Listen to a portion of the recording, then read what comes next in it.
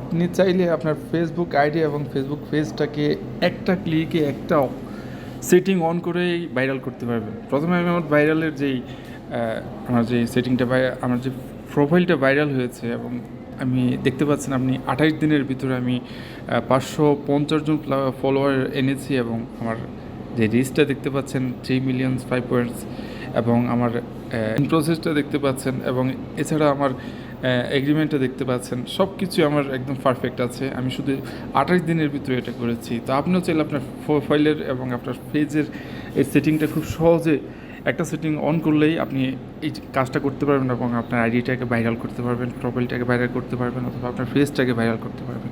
তো সেটিংটা অবশ্যই দেখাচ্ছি আমি।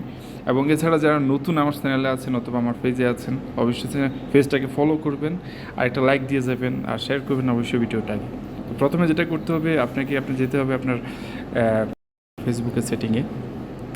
তারপর যখন নিচে স্ক্রল করবেন, নিচে স্ক্রল করার পর এখানে দেখতে পাবেন যে হাউ পিপল ফিন্ড অ্যান্ড কন্ট্যাক্ট, এটাতে আসবেন। আসার পর এখানে নিচে দেখতে পাবেন যে অপশনটা আছে অ্যালাউ ইউর প্রোফাইল টু বে রেকমেন্ডেড, এটাকে ক্লিক করবেন, করে এখান থেকে অন করে দিবেন, এনেবল করে দিবেন। এনেবল করে দেওয়ার পর হয়ে গেছে আপনার সেটিংটা, আর কিছু করতে হবে না।